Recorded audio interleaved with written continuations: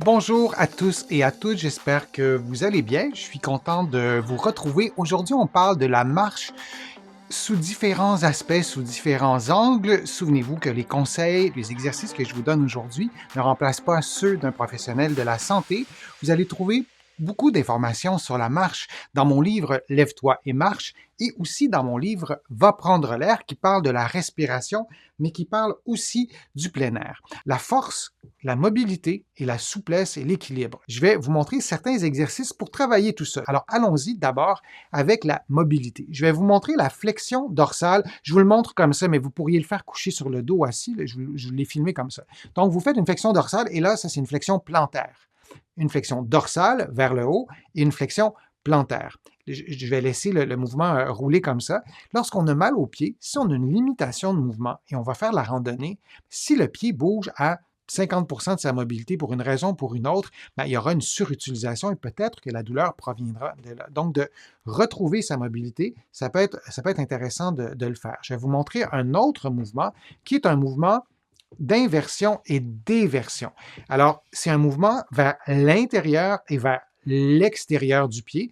Encore une fois, je vous le montre comme ça, mais vous le faites en position assise ou couché sur le dos. Et vous voyez, durant le mouvement d'inversion et d'éversion, ma jambe ne bouge pratiquement pas. Et vous voyez les muscles se contracter. Donc, ça travaille certains muscles et ça travaille aussi, évidemment, la souplesse et la mobilité.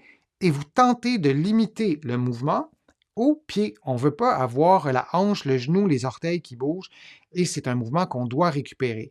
Donc, on a la flexion dorsale, la flexion plantaire, l'éversion, l'inversion comme vous venez de voir et on a aussi des mouvements de la mobilité passive. Là, on a vu la mobilité active. On peut aussi faire des exercices de mobilité passive, c'est-à-dire que dans ce cas-ci, vous utilisez une serviette pour effectuer le mouvement de flexion dorsale. Alors, vous pouvez utiliser les muscles de votre pied pendant que vous faites ça, les muscles de votre cheville, mais vous pouvez surtout utiliser la serviette. Donc, c'est un mouvement passif, un peu comme si moi, je vous traitais et je prenais votre cheville, votre pied et j'effectuais le mouvement moi-même. Votre corps serait passif. Alors, c'est pour ça que c'est important. En fait, ça décrit un mouvement passif et c'est important de travailler les deux, la mobilité passive et la mobilité active. Et j'insiste sur le fait que la mobilité passive, c'est vous qui bougez votre pied, c'est pas quelqu'un d'autre. Si c'est un professionnel de la réadaptation, ça va, mais sinon, je vous conseille et je vous demande de le faire vous-même. Vous ne demandez pas à quelqu'un pour qui ce n'est pas son métier de faire ces mouvements-là. Maintenant, on veut aussi travailler l'équilibre. Vous allez trouver sur ma chaîne vraiment plusieurs programmes d'exercices d'équilibre à faire dans différents contextes. Et là, on a un exercice d'équilibre dynamique. Vous voyez mes pieds, je vais commencer la description en commençant des pieds. Mes pieds sont placés un face à l'autre. Mon pied gauche, en ce moment, est sur un petit banc et la largeur entre mes pieds est assez réduite. Elle pourrait être encore plus réduite. C'est l'exercice du tandem modifié, oui, dans ce cas-ci. Et vous ajoutez des mouvements de rotation des bras et de la tête, comme vous le voyez. On pourrait faire l'exercice les yeux fermés, on pourrait faire d'autres mouvements de rotation avec les bras comme ça, et c'est une façon de stimuler l'équilibre.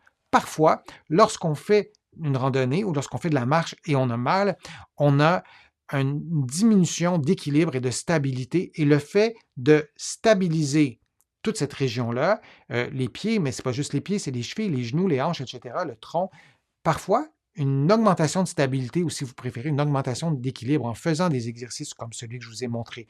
Mais il y en a beaucoup d'autres. Ça réduit la douleur et parfois ça règle le problème. Ça vaut la peine d'essayer cette stratégie-là. Je vous remercie d'avoir été là. Je vous remercie d'avoir participé. Je vous remercie aussi de m'écrire vos questions dans le fil de discussion.